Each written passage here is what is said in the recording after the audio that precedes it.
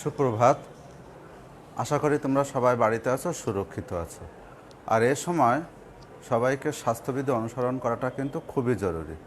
স্বাস্থ্যবিধি অনুসরণ করা অর্থাৎ হাঁচি কাশির সময় অবশ্যই রুমাল ব্যবহার করা, বারবার স্যানিটাইজার দিয়ে হাত ধোয়া এবং সামাজিক দূরত্ব বজায় রাখা।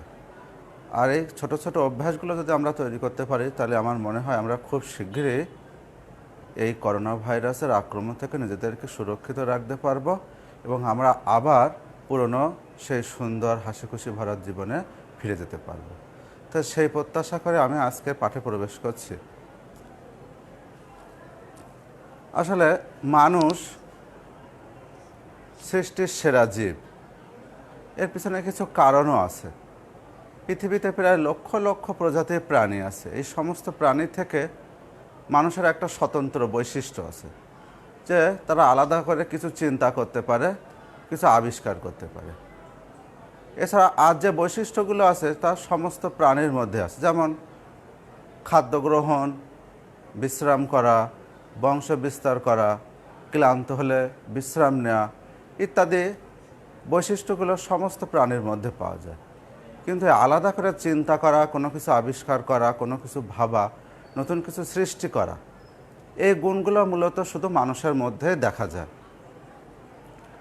এই জন্যে হয়তো বিভিন্নভাবে বিভিন্ন বিজ্ঞানীরা মানুষকে সৃষ্টির সেরা জীব হিসেবে আখ্যায়িত করেছেন।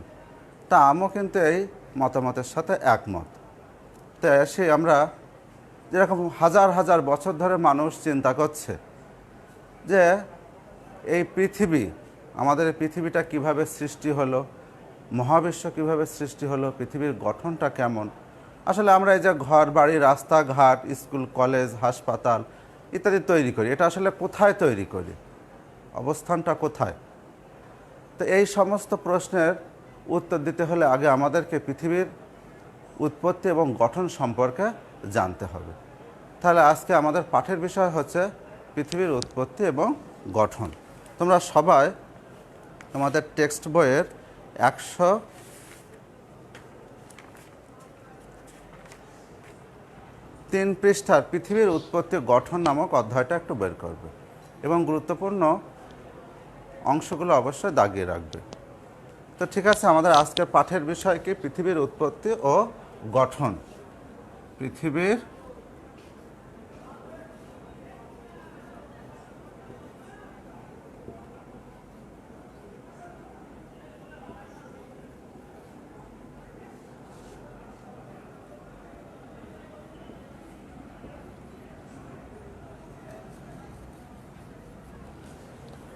আসলে পৃথিবীর উৎপত্তি এবং গঠন বিষয়টা অত সহজ না, কঠিনভাবে অনুধাবন এবং অনেকটা বিশ্লেষণের বিষয়। তা আসলে আমরা যতটুকু পারি আর কি আজকে তোমাদের সবাইকে সেটাই বোঝানোর চেষ্টা করি। পৃথিবীর উৎপত্তি এবং গঠন সম্পর্কে বিভিন্ন বিজ্ঞানী বিভিন্ন রকমের মতবাদ দিয়েছে এবং বিভিন্ন সমাজে বিভিন্ন কাহিনী প্রচলিত আছে। যেমন চীনের রূপকথায় বলা আছে যে প্রকাণ্ড একটা ডিম থেকে বিশাল এক দৈত্যের জন্ম নেয়। তারপর সেই দৈত্য মারা গেলে তার মাংস, অস্থি যেখানে যেখানে পতিত হয় সেখানে সেখানে মাটির সৃষ্টি হয়। তাই পৃথিবীর আর এক নাম হচ্ছে মেদিনী, যেহেতু ওই দৈত্যের মেদ থেকে এই স্থলভাগের সৃষ্টি আর আমরা সেখানে বসবাস করি, তাই পৃথিবীর আর এক নাম হচ্ছে মেদিনী। আবার বিভিন্ন বিজ্ঞানী তথ্য প্রমাণের মাধ্যমে আমাদের এই মহাবিশ্ব এবং পৃথিবীর উৎপত্তি সম্পর্কে ধারণা দিয়েছেন। বিজ্ঞানীদের মতে ছোট কিন্তু প্রচণ্ড ভারী এবং উত্তপ্ত একটি বস্তু কণা বিস্ফোরণের মাধ্যমে আমাদের এই পৃথিবী বা এবং মহাবিশ্ব, পৃথিবী এবং মহাবিশ্বের উৎপত্তি হয়েছে। আসলে আমাদের যে বিভিন্ন দিনগুলো, আমরা স্পেশাল যে দিনগুলো, যেমন বিবাহ, বৌভাত, জন্মদিন, বিভিন্ন জাতীয় দিবস, 26শে March, 16ই December, Pohela Boishakh, happy new year, এই দিনগুলো আমরা বিভিন্নভাবে উদযাপন করি। কারণ কি, এই দিনগুলো আমাদের 365 দিনের যে দিনগুলো তার থেকে 365 দিনের মধ্যে একটা দিন, তবে সাধারণ দিনের চাইতে একটু আলাদা। তো এই যে দিনটা যে আমরা আলাদা কিভাবে প্রকাশ করি, সেদিনকে বিভিন্ন রকমের প্যান্ডেল, লাইটিং, তাছাড়া আরও একটা জিনিস কিন্তু আমরা ব্যবহার করি। সে জিনিসটা কি বলতে পারবা তোমরা কেউ? হ্যাঁ, তোমরা সবাই বলতে পারবা, সেটা হচ্ছে বাজি। যেমন আমরা ঈদের সময়, পূজা পার্বণের সময় আমরা চকলেট বাজি ফুটাই। এখন আবার বাজারে আতশবাজি, তুবড়িবাজি এইগুলোর বহুল ব্যবহৃত আমরা লক্ষ্য করি। আবার বিভিন্ন ছবিতে আমরা এক দেশের সাথে আর এক দেশের যে যুদ্ধের চিত্রটা আমরা দেখে থাকি, সেখানে দেখা যায় যে বোমার হামলা কিন্তু একটা বিষয় আছে। এই বোমা হামলাটা যখন হয়, আমরা কি সেই দৃশ্যটা কখনো স্পষ্ট করে দেখেছি? বা এই বাজিগুলো যখন ফোটে তখন কি দৃশ্য সৃষ্টি হয়, সেটাকে আমরা কখনো দেখেছি? দেখো তো, এরকম কোনো বিষয় আমাদের চোখে আসে কি না? যখন বোমা হামলা হয় তখন আমরা দেখে থাকি যেখানে বোমাটা পড়ে সেখান থেকে মাটিগুলো ছিটকে চারিদিকে ছড়িয়ে পড়ে, ক্ষুদ্র ক্ষুদ্র মাটিগুলো চারিদিকে ছড়িয়ে পড়ে। তারপর চকলেট বাজি যখন ফুটানো হয়, আমরা যখন চকলেট বাজি কোনো একটা জায়গায় রাখি, তারপর যখন অগ্নিসংযোগ করি, তারপর দ্রুত বেগে বাজিটাও আমরা অনেক ওপরে উঠে যাই। তারপর কিছুক্ষণ পরে কি দেখি যে প্রকাণ্ড একটা আওয়াজ আমাদের কানটাকে কম্পিত করে, আর সেই সাথে কি আগুনের ফুলকিগুলো চারিদিক থেকে ঝর্ণার মতো ছড়িয়ে পড়ে। তা আমি সেরকম একটা চিত্র তোমাদেরকে দৃশ্যমান করার চেষ্টা করেছি। তা এরকম একটা বিস্ফোরণ, যে বিস্ফোরণটাকে আমরা সাধারণত চকলেট বাজি বা আতশবাজি বা বোমা হামলা এর সাথে তুলনা করতে পারি না।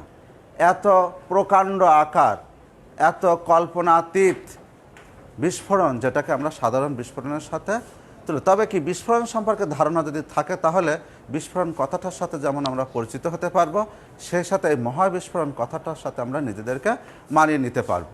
তাই তো এত কথা বলা। এই বিস্ফোরণটা এত প্রকাণ্ড ছিল যে তার নাম বলা হয়েছে মহাবিস্ফোরণ। বিজ্ঞানীদের ধারণা যে ছোট কিন্তু ভারী এবং প্রচণ্ড উত্তপ্ত একটা বস্তুকণা বিস্ফোরিত হয়ে বস্তুগুলো প্রথমে পরপর বিভিন্ন দিকে ছড়িয়ে পড়তে থাকে এবং ক্ষুদ্র ক্ষুদ্র কণায় পরিণত হয়।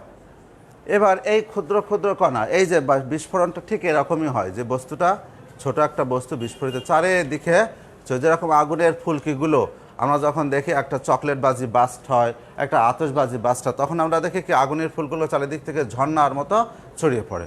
তো তেমনিভাবে সেই ক্ষুদ্র বস্তুটা যখন বিস্ফোরিত হয়েছিল, তখন ওই বস্তুগুলো চারিদিক থেকে এভাবে ছড়িয়ে পড়তে থাকে।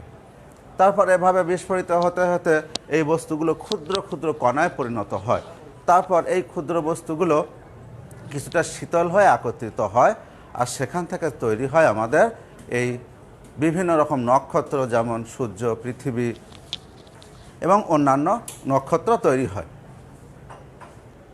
এই যে মহাবিস্ফোরণের মাধ্যমে এই মহাবিশ্ব এবং পৃথিবীর সৃষ্টি হয়েছে, এর সপক্ষে অনেক তথ্য প্রমাণ আছে। তবে একটা তথ্য প্রমাণ হচ্ছে যে আমরা বিজ্ঞানীরা এখনও ধারণা দিয়ে থাকেন যে পৃথিবীর ছায়াপথ এবং তারকাসমূহ এখনও পরস্পর থেকে দূরে সরে যাচ্ছে এবং এই প্রসারিত হওয়াটা এখনও অব্যাহত আছে। তাহলে এ থেকে আমরা কি বুঝতে পারি? যেহেতু তারা এখনও পরস্পর থেকে বিস্তৃত হচ্ছে, এখনও পরস্পর থেকে বিস্তার লাভ করছে, তার মানে এরা পূর্বে কখনো একটা সংকীর্ণ জায়গায় একত্রিত অবস্থায় ছিল, তারপর এই বিস্ফোরণের মাধ্যমে এরা পরস্পর থেকে বিচ্ছিন্ন হয়ে গেছে। তাই আমাদের এই ধারণাটাকে মনে হয় অধিক গ্রহণযোগ্য। এই অনেকটা গ্রহণযোগ্যতা পায় যে মহাবিস্ফোরণের মাধ্যমে আমাদের এই মহাবিশ্ব ও পৃথিবীর সৃষ্টি হয়েছে। তাহলে কি আমাদের পৃথিবীর সৃষ্টির মূল রহস্যটা কি? মহাবিস্ফোরণ। এখন আসি আমরা আমাদের সূর্য, পৃথিবী এবং চাঁদের উৎপত্তি সম্পর্কে। সূর্য, পৃথিবী এবং চাঁদের উৎপত্তি।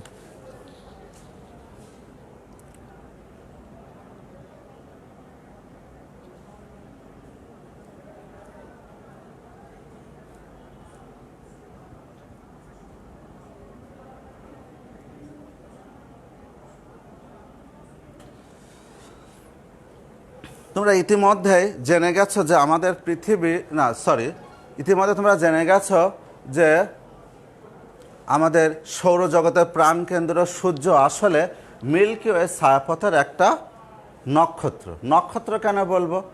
কারণ নক্ষত্র হচ্ছে সেই সব বস্তু যার নিজস্ব আলো এবং অন্যান্য শক্তি আছে। তো এরকমই একটা বস্তু হচ্ছে আমাদের এই সূর্য। এটাকে সৌরজগতের প্রাণকেন্দ্র বলা হয়। সূর্যের নিজস্ব আলো এবং অন্যান্য শক্তি আছে, তাপ এবং অন্যান্য শক্তি আছে। সূর্য আসলে গ্যাসের একটি পিণ্ড, জ্বলন্ত গ্যাসের একটি পিণ্ড। এখানে হাইড্রোজেন গ্যাস এবং অন্যান্য গ্যাস মিশ্রিত অবস্থায় থাকে। ধারণা করা হয় হাইড্রোজেন গ্যাসসমূহ যখন পরস্পরের সাথে যুক্ত হয় তখন প্রচুর পরিমাণ তাপের সৃষ্টি হয় এবং সেই তাপ চারিদিকে ছড়িয়ে পড়ে। তাহলে কি আমাদের সূর্যটা আসলে একটা নক্ষত্র, তার নিজস্ব তাপ এবং অন্যান্য শক্তি আছে। আর সূর্যটা আসলে কি দিয়ে তৈরি? গ্যাসের একটা পিণ্ড যেখানে হাইড্রোজেন এবং অন্যান্য গ্যাস পরস্পরের সাথে যুক্ত অবস্থায় থাকে। আর হাইড্রোজেন গ্যাসসমূহ যখন একে অপরের সাথে মিশ্রিত হয় তখন এই তাপের সৃষ্টি হয় আর সেই তাপ চারিদিকে ছড়িয়ে পড়ে। এই সূর্যকে কেন্দ্র করে বেশ কিছু কক্ষপথ আছে, নির্দিষ্ট দূরত্ব বজায় রেখে বেশ কিছু কক্ষপথ আছে।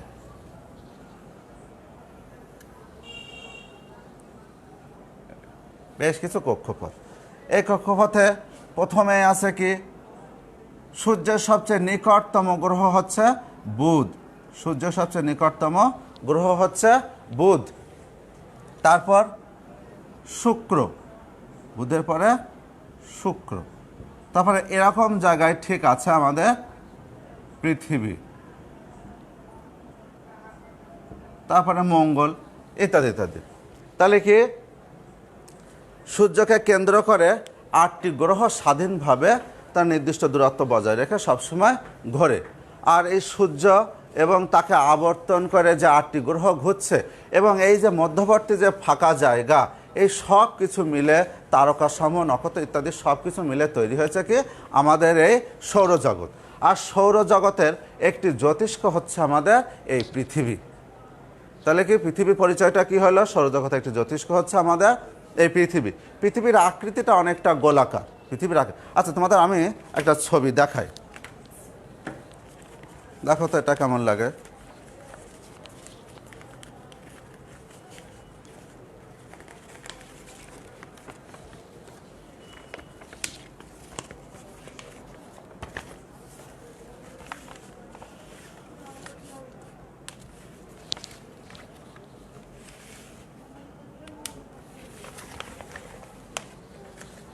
দেখা যাচ্ছে?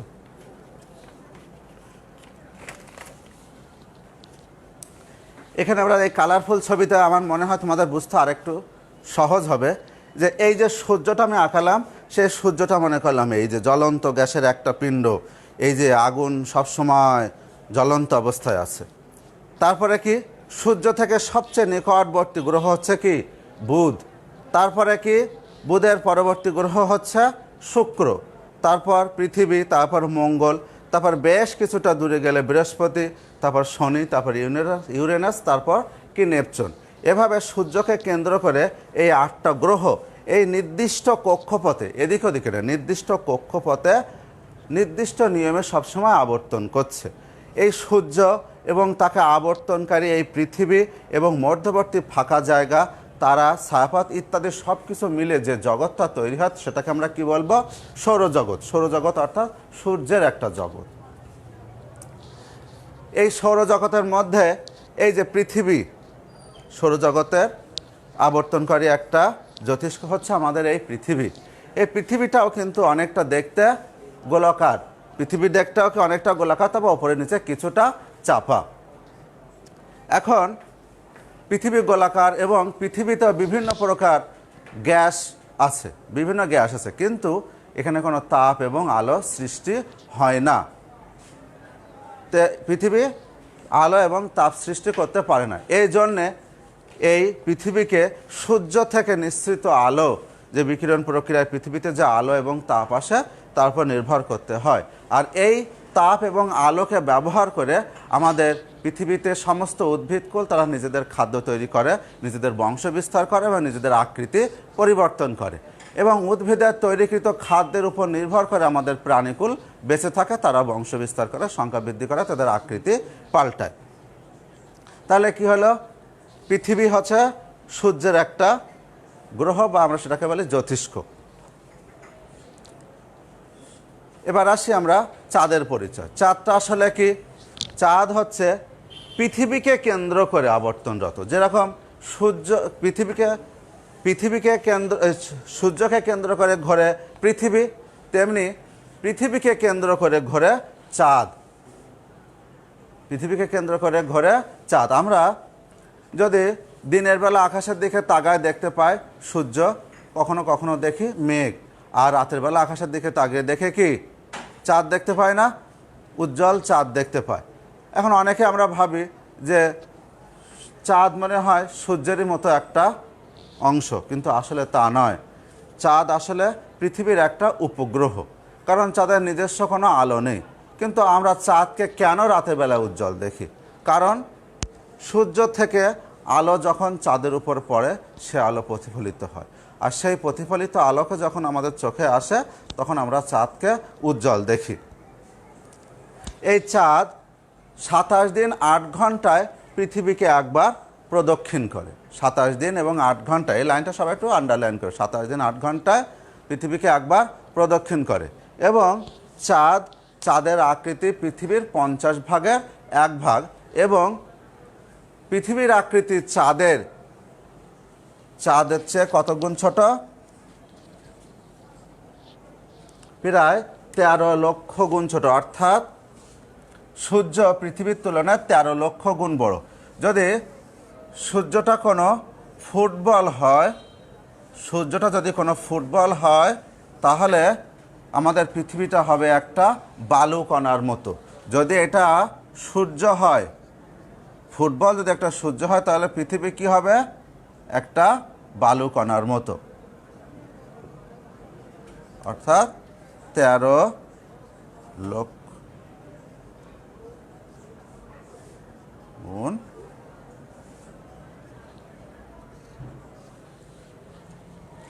13 লক্ষ গুণ বড়। পৃথিবী চাইতে আমাদের সূর্য 13 লক্ষ গুণ বড়। এবং বিজ্ঞানীরা এখনও চেষ্টায় আছে যে পৃথিবী ছাড়া অন্য কোনো গ্রহে প্রাণের অস্তিত্ব আছে কিনা, বা সেখানে জীবকুল বেঁচে থাকার মতো বায়ুমণ্ডল বা ভূপ্রকৃতি সেখানে আছে কিনা। তা এখনও সেটা বিজ্ঞানীরা নিশ্চিত হতে পারেনি পৃথিবী বাদে অন্য কোনো গ্রহে এভাবে প্রাণের অস্তিত্ব আছে কিনা। তবে ভবিষ্যতে হয়তো এটা আবিষ্কৃত হয়ে যাবে। এবার আসি আমরা আমাদের বাসভূমি পৃথিবীর গঠন সম্পর্কে। তাহলে আমরা পৃথিবীর পরিচয়টা কি পেলাম? যে পৃথিবী হচ্ছে সৌরজগতের একটা জ্যোতিষ্ক, যেটা সূর্যকে কেন্দ্র করে একটা নির্দিষ্ট কক্ষপথে আবর্তন করে। এবার আমরা পৃথিবীর গঠন সম্পর্কে জানব। আমাদের পৃথিবী 3টা অংশ দ্বারা গঠিত। পৃথিবী কি কি অংশ দ্বারা গঠিত?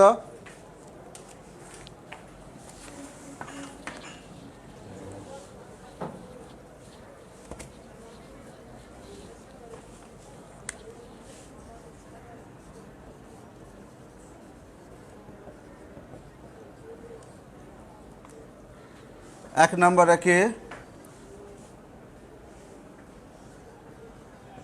বায়ুমণ্ডল,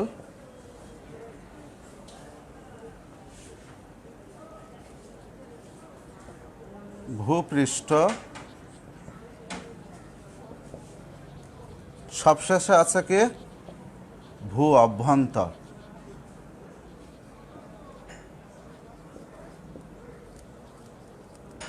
প্রকৃতি। এখন এগুলোর সম্পর্কে আমাদের বিস্তারিত জানা উচিত। আমরা ইতিমধ্যে জেনে গেছি যে আমাদের পৃথিবী এবং মহাবিশ্ব মহাবিস্ফোরণের মাধ্যমে সৃষ্টি হয়েছিল।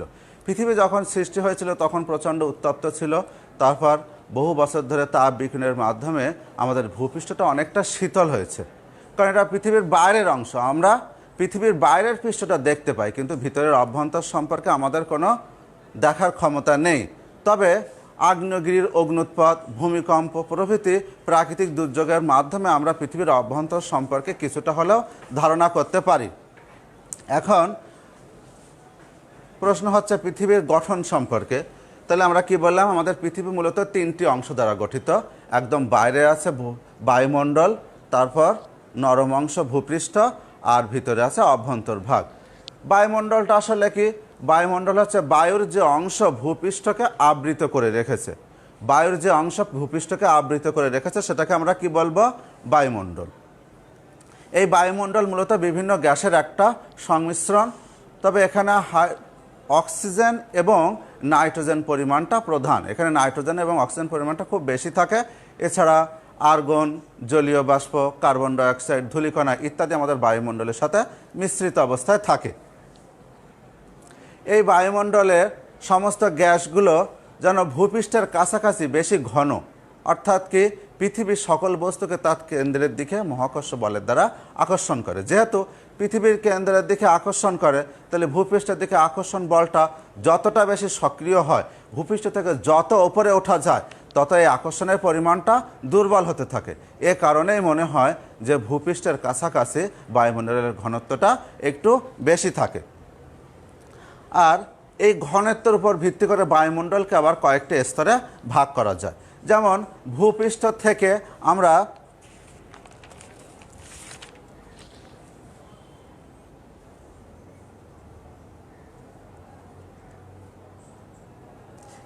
কিলোমিটার, ভূপৃষ্ঠ থেকে 11 কিলোমিটার দূরত্ব পর্যন্ত বায়ুর যে স্তরটাকে দেখতে পাই সেটাকে আমরা বলি কি ট্রোপোস্ফিয়ার। ভূপৃষ্ঠ থেকে 11 কিলোমিটার দূরত্ব পর্যন্ত বায়ুর যে স্তরটা আমরা দেখতে পাই সেটাকে আমরা কি বলি ট্রোপোস্ফিয়ার। এখানে সাধারণত মেঘ, যেটা জলীয় বাষ্পর পরিবর্তিত রূপ, মেঘ এবং অন্যান্য গ্যাসের মিশ্রণ বেশি থাকে। তারপর এই ট্রোপোস্ফিয়ারের পর 50 কিলোমিটার পর্যন্ত যে দূরত্বের বায়ুমণ্ডলটাকে আমরা দেখতে পাই সেটা হচ্ছে স্ট্রাটোস্ফিয়ার। প্রথমে গেল কি বায়ুমণ্ডলের প্রথম স্তর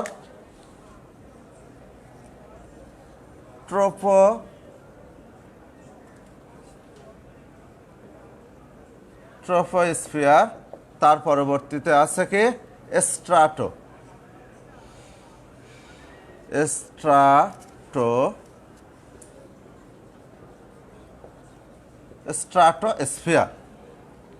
তাহলে ভূপৃষ্ঠ থেকে 11 কিলোমিটার পর্যন্ত যে বায়ুর স্তর ছিল সেটা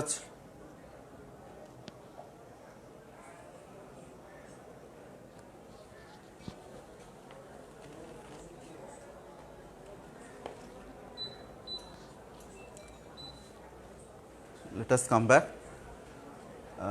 তাহলে কি ভূপৃষ্ঠ থেকে 11 কিলোমিটার দূরত্ব পর্যন্ত বায়ুর যে স্তরটা আমরা দেখতে পাচ্ছি সেটাকে আমরা কি বলবো ট্রোপোস্ফিয়ার। আচ্ছা, এই ট্রোপোস্ফিয়ারের পরবর্তী স্তরটা হচ্ছে স্ট্রাটোস্ফিয়ার, যেটা ভূপৃষ্ঠ থেকে প্রায় 50 কিলোমিটার পর্যন্ত বিস্তৃত। এখানে একটা খুব গুরুত্বপূর্ণ বায়ুর একটা স্তর আছে, সেটা হচ্ছে ওজোন স্তর। ওজোন স্তরটা কি অনেকটা ছাঁকনির মতো। ছাঁকনি যেরকম আমাদের কি কাজ মেটায়, যে আমাদের কাঙ্ক্ষিত বস্তু থেকে, কাঙ্ক্ষিত দ্রবণ থেকে অপদ্রব্যকে অপসারিত করার কাজে আমরা সাধারণত ছাঁকনিটা ব্যবহার করি। ঠিক তেমনি এই ওজোন স্তরটা, ট্রোপোস্ফিয়ারের একটা গুরুত্বপূর্ণ অংশ হচ্ছে ওজোন স্তর। এই ওজোন স্তরটা কি করে, আমাদের সূর্য থেকে যখন আলো বিকিরণ আকারে আমাদের পৃথিবীতে আসতে থাকে, তখন সেখানে অতি বেগুনি রশ্মি বা আলট্রাভায়োলেট রে বলে একটা রশ্মি আমাদের পৃথিবীতে আসতে থাকে। এই ওজোন স্তরটা কি করে, ছাঁকনির মতো সেখানে ক্রিয়াশীল থাকে, যাতে পৃথিবীতে ওই সমস্ত ক্ষতিকর অতি বেগুনি রশ্মি পৃথিবীতে আসতে না পারে। আর সে কারণে আমরা মনে হয় পৃথিবীতে এত ভালো থাকি বা ভালো আছি। তারপর এর পরবর্তী, তাহলে কি আমরা বায়ুমণ্ডলটা মোটামুটি বুঝলাম। এর পরবর্তী অংশ হচ্ছে কি বায়ুমণ্ডল গেল, এরপরে হচ্ছে ভূপৃষ্ঠ। আমরা ভূপৃষ্ঠে বাস করি, এটা ইতিমধ্যে তোমরা জেনে গেছো। আমরা যে ঘর বাড়ি, রাস্তাঘাট, বিদ্যালয়, বিভিন্ন রকমের ভবন, হসপিটাল যেগুলো তৈরি করি, সেগুলো কোথায় তৈরি করে, আমাদের ভূপৃষ্ঠের উপরে তৈরি করি। তাহলে কি আমাদের ভূপৃষ্ঠ সম্পর্কে জানাটা কি খুবই দরকার না? হ্যাঁ, অবশ্যই ভূপৃষ্ঠ সম্পর্কে আমাদের সকলের একটা কমন ধারণা থাকা খুবই জরুরি। এই ভূপৃষ্ঠের ওপরে আছে বায়ুমণ্ডল, নিচে আছে ভূ অভ্যন্তর ভাগ। ভূপৃষ্ঠের ওপরে আবৃত করে রেখেছে বায়ুমণ্ডল এবং নিচে অবস্থান করছে ভূ অভ্যন্তর ভাগ। আর এই ভূপৃষ্ঠের বেশি অংশ পানি দ্বারা আবৃত। ভূপৃষ্ঠ মূলত বায়ু দ্বারা, কোথাও পানি দ্বারা এবং কোথাও পাথর দ্বারা আবৃত। তা পানি দ্বারা আবৃত অংশ বেশি, প্রায় ভূপৃষ্ঠের 4 ভাগের 3 ভাগ পানি দ্বারা আবৃত। যেটা আমি তোমাদের এই পৃথিবীর মানচিত্রটা দেখলে মনে হয় তোমরা পরিষ্কার হবে।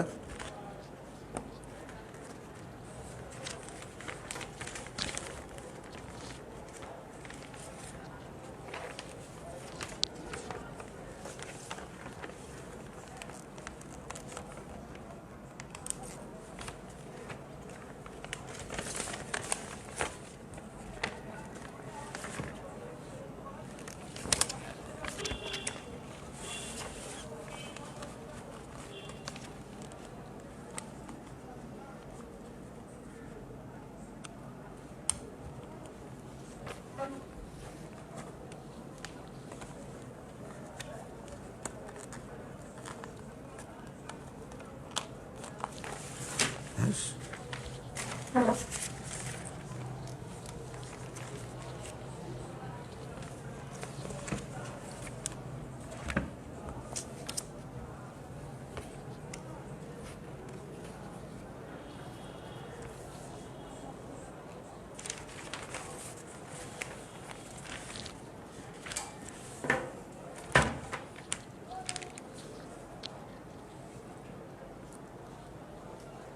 আমি কি বললাম, ভূপৃষ্ঠের কোথাও পানি দ্বারা আবৃত, কোথাও পাথর দ্বারা আবৃত, আবার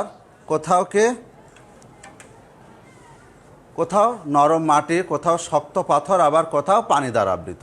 ভূপৃষ্ঠের ওপরে আছে কি বায়ুমণ্ডল, ভিতরে অভ্যন্তরভাগ, এবং এই ভূপৃষ্ঠের কোথাও নরম মাটি, কোথাও শক্ত পাথর, আবার কোথাও আছে কি পানি দ্বারা আবৃত।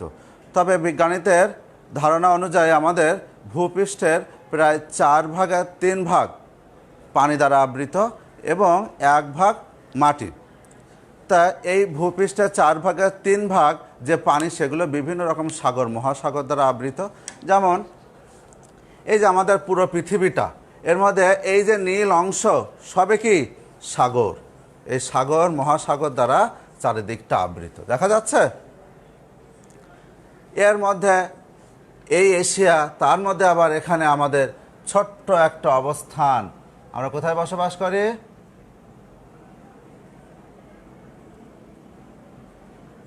ঠিক এই যে আমাদের বাংলাদেশের অবস্থান, এই যে ক্ষুদ্র আকারে, তাই তো। ঠিক এর দক্ষিণে কি বঙ্গোপসাগর, এই বঙ্গোপসাগর আবার ভারত মহাসাগরের অংশ। এছাড়া আর কি কি মহাসাগর আছে? উত্তর মহাসাগর, দক্ষিণ মহাসাগর, আটলান্টিক, প্রশান্ত। এই মোট 5টা মহাসাগর দ্বারা আমাদের সমস্ত মহাদেশগুলোকে আবৃত করেছে। অর্থাৎ ভূপৃষ্ঠের 4/3 ভাগ এই সাগর মহাসাগর দ্বারা আবৃত। এই সাগর মহাসাগর কিন্তু আমাদের জন্য খুবই গুরুত্বপূর্ণ, কারণ এখানে প্রচুর পরিমাণে মাছ উৎপাদন হয়, এখানে বিভিন্ন প্রকার জলজ স্তন্যপায়ী প্রাণী আছে, যেটা নিয়ে আমরা পড়ালেখা করি। তাছাড়া এই পানিতে প্রচুর পরিমাণে খনিজ পদার্থ আছে, যেটা আমাদের সভ্যতার বিকাশকে বহুগুণে ত্বরান্বিত করে। আবার এই সাগর মহাসাগরের পানি প্রবাহিত হয়ে আসা বিভিন্ন প্রকার নদীর মাধ্যমে। নদী কিভাবে সৃষ্টি হয়? আমাদের দেশের উত্তরে হিমালয় পর্বতমালা, সেখানে প্রচুর পরিমাণে পানি বরফে রূপান্তরিত হয়ে আছে। এই বরফ যখন গলে যায়, তখন পাহাড় পর্বত থেকে, পর্বতমালা থেকে এই বরফ গলা পানি গড়িয়ে আসে। আর এই পানি গড়িয়ে আসার পথকে আমরা কি বলি? নদী। আর এই নদীর সাথে যখন বৃষ্টির পানি মিশ্রিত হয়, তখন প্রশস্ত নদীর সৃষ্টি হয়। যেহেতু আমাদের বাংলাদেশ, ভারত, নেপাল, ভুটান এই দেশগুলোতে প্রচুর পরিমাণে বৃষ্টিপাত হয়, আর সেই কারণে মনে হয় আমাদের দেশে পদ্মা, মেঘনা, যমুনার মতো এত প্রশস্ত নদী প্রবাহিত হয়ে গেছে। তা ঠিক আছে, এরপর আসলি তাহলে আমরা কি কি জানলাম? পৃথিবী 3টা অংশ নিয়ে গঠিত। প্রথমত কি বায়ুমণ্ডল, দ্বিতীয়ত গেল ভূপৃষ্ঠ, এবং সবশেষে আছে কি ভূ অভ্যন্তরভাগ। তাহলে আমরা বায়ুমণ্ডলটা জানলাম, তারপরে ভূপৃষ্ঠ সম্পর্কে জানলাম। এবার তৃতীয় স্টেপে আসি, ভূ অভ্যন্তরভাগ। ভূ অভ্যন্তরভাগটা আসলে আমাদের জানা খুব একটা কঠিন বিষয়, কারণ আমরা সেটাকে সরাসরি চোখ দিয়ে দেখতে পাই না। আমরা তবে কিভাবে বুঝতে পারি যখন আগ্নেয়গিরির অগ্নুৎপাত হয়, ভূমিকম্প হয়, তখন সেখান থেকে যে লাভাগুলো, ম্যাগমাগুলো বেরিয়ে আসে, সে থেকে আমরা অনুভব করতে পারি ভূ অভ্যন্তরের গঠন সম্পর্কে কিছুটা হলেও আমরা ধারণা করতে পারি। এখন এতদিনের যে ধারণাটা ছিল, সেটাকে আরও স্পষ্ট এবং বৈশিষ্ট্যমণ্ডিত করার জন্য আমাদের এই পড়ালেখা। তাই আসি এবার আমরা পৃথিবীর অভ্যন্তরীণ গঠন সম্পর্কে জানতে। পৃথিবীর অভ্যন্তর গঠন, পৃথিবীর অভ্যন্তর 3টা অংশে গঠিত, 3টা ভাগে। পৃথিবীর অভ্যন্তর ভাগটা 3টা ভাগে গঠিত। আচ্ছা, আমরা এগুলো একটু নোট আউট করি।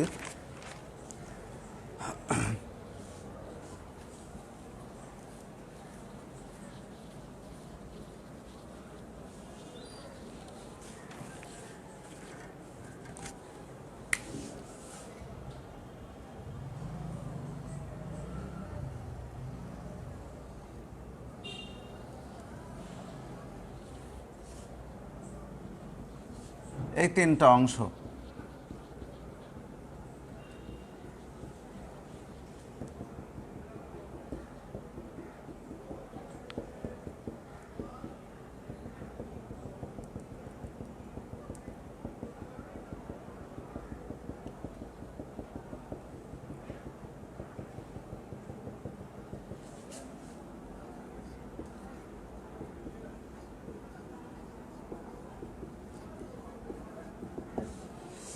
আচ্ছা, আমরা এই যে তিনটে বেষ্টনী আঁকলাম, বৃত্তাকার তিনটে বেষ্টনী, এর মধ্যে কি আমরা ঘনত্বের কিছু তারতম্য দেখতে পাচ্ছি?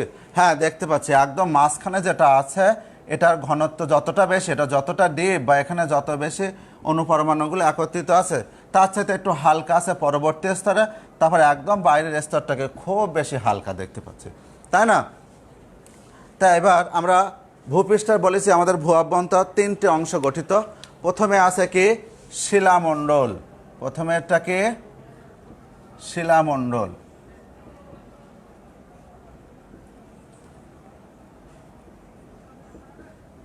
তারপরে কি শিলামণ্ডলের পরে আসে কি গুরুমণ্ডল, তারপরে কি কেন্দ্রমণ্ডল, তাই তো? তো এবার এদের সম্পর্কে আমাদের বিস্তারিত ধারণা। শিলামণ্ডলটা কি আসলে ভূপৃষ্ঠের পরবর্তী স্তর, ভূ অভ্যন্তরের যে গোলাকার স্তর পৃথিবী পৃষ্ঠকে ঘিরে রেখেছে, পৃথিবীর পৃষ্ঠকে ঘিরে রেখেছে, সেটাকে আমরা কি বলি? শিলাস্তর। এটা মূলত পাথর দ্বারা আবৃত, যেহেতু পাথরের সাধুরূপ হচ্ছে শিলা, তাই এর অংশটার আমরা কি বললাম? শিলামণ্ডল। অর্থাৎ ভূ অভ্যন্তরের নিচে ভূপৃষ্ঠের যে অংশ শিলা দ্বারা, ভূ অভ্যন্তরের নিচে ভূপৃষ্ঠের যে অংশ শিলা দ্বারা আবৃত, সেটাকে আমরা কি বলবো? শিলামণ্ডল। এই শিলামণ্ডল আমাদের ভূপৃষ্ঠ থেকে প্রায়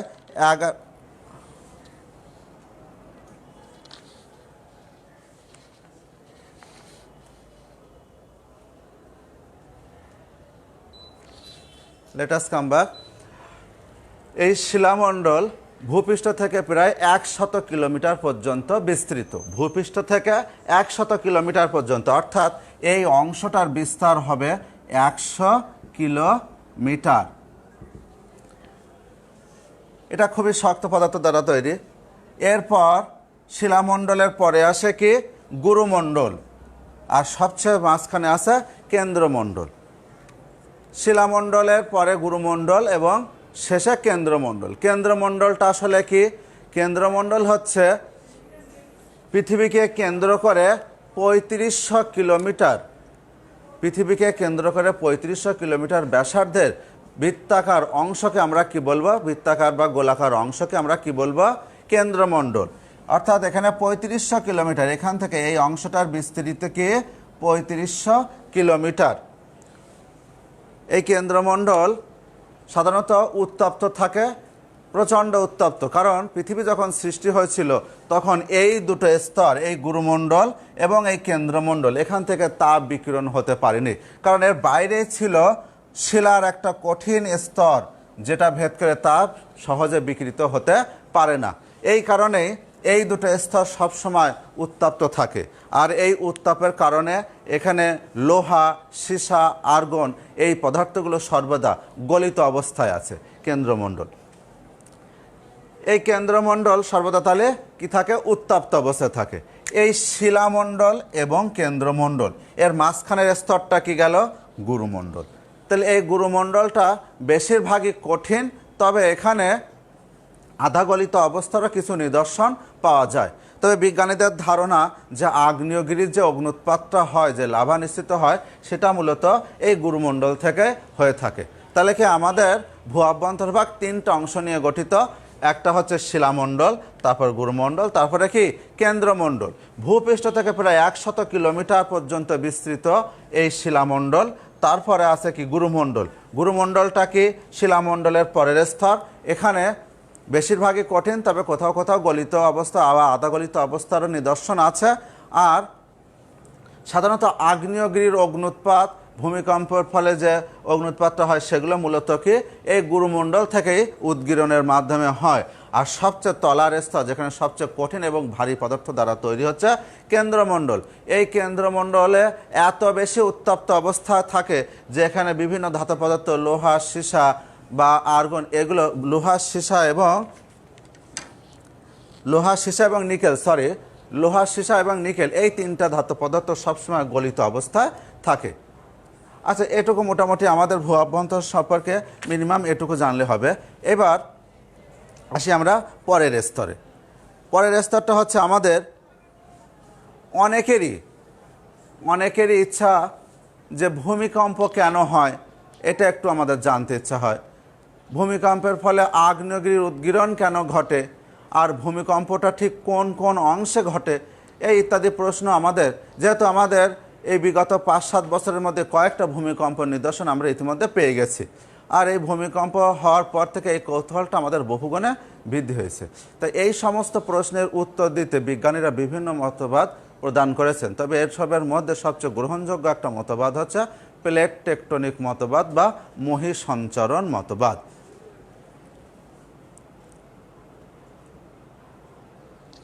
প্লেট টেকটনিক মতবাদ, আসি আমরা প্লেট টেকটনিক মতবাদে। প্রায় 30 কোটি বছর পূর্বে কার্বনিফেরাস যুগে সমস্ত মহাদেশগুলো, বিজ্ঞানীদের ধারণা এটা, 30 কোটি বছর পূর্বে কার্বনিফেরাস যুগে সমস্ত মহাদেশগুলো একত্রে যুক্ত হয়ে প্যানাগিয়া নামক এক প্রকাণ্ড মহাদেশ ছিল, প্যানাগিয়া। তারপর উত্তর দক্ষিণ বরাবর বিষুবরেখা বরাবর পূর্ব এবং পশ্চিম দিকে এই মহাদেশটা বিভক্ত। আচ্ছা, তোমাদের একটা ছবির মাধ্যমে তোমাদের এই বিষয়টাকে একটু স্পষ্ট করার জন্য আমি একটা ছবি তোমাদের জন্য সংগ্রহ করে নিয়ে আসছি, একটু দেখার চেষ্টা করি।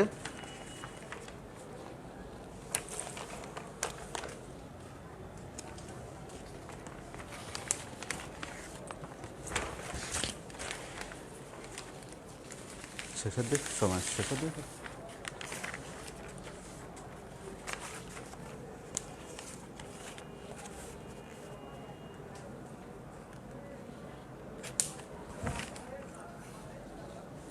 বিজ্ঞানীদের ধারণা প্রায় 30 কোটি বছর পূর্বে কার্বনিফেরাস যুগে সমস্ত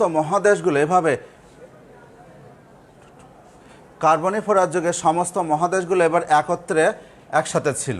তারপর বিষুবরেখা বরাবর এই পূর্ব পশ্চিম দিক বরাবর ভাগ হতে থাকে।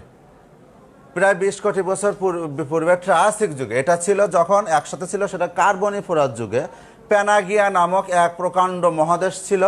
তারপর 20 কোটি বছর পূর্বে পরবর্তীতে ট্রায়াসিক যুগে এই বিষুবরেখা বরাবর পূর্ব এবং পশ্চিম দিকে মহাদেশটা দ্বিধা বিভক্ত হতে থাকে। তখন কি উত্তর আমেরিকা ছিল ইউরেশিয়ার সাথে, দক্ষিণ আমেরিকা ছিল আফ্রিকার সাথে, এবং অ্যান্টার্কটিকা ছিল অস্ট্রেলিয়ার সাথে। এভাবে বিভক্ত হতে হতে এই মহাদেশগুলো পরস্পর থেকে বিচ্ছিন্ন হয়ে যায়, এবং পূর্বে যে এরা একত্রিত ছিল তার জন্য আমাদের জীববৈচিত্র্য বিশ্লেষণ করলে বা অধ্যয়ন করলে আমরা অনেকটা এই মতের সাথে একমত হতে পারবো।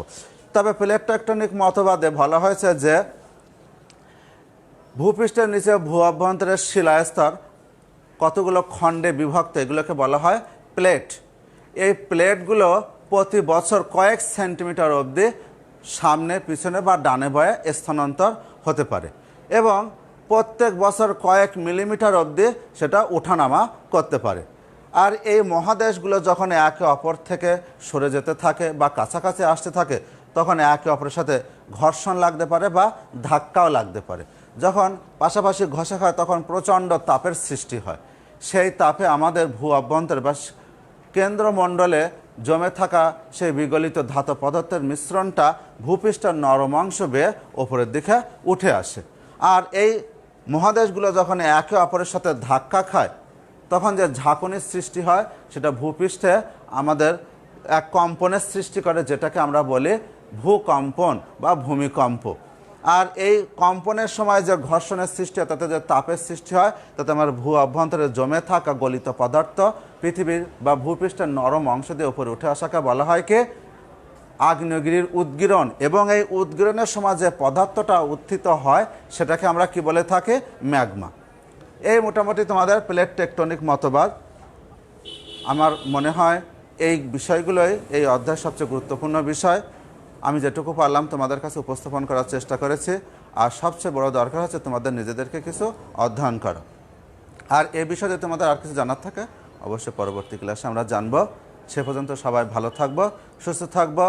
আর এই সময় আমাদের সাথে যারা ক্যামেরায় সংযোগ করছে তাদের সহ আমাদের সাথে যারা এই মুহূর্তে আছে তাদের সবাইকে সুস্বাস্থ্য কামনা করে আজকের পাঠ বিশ্রাম রাখছি। সবাইকে ধন্যবাদ। সবাই ভালো থাকবে, সুস্থ থাকবে।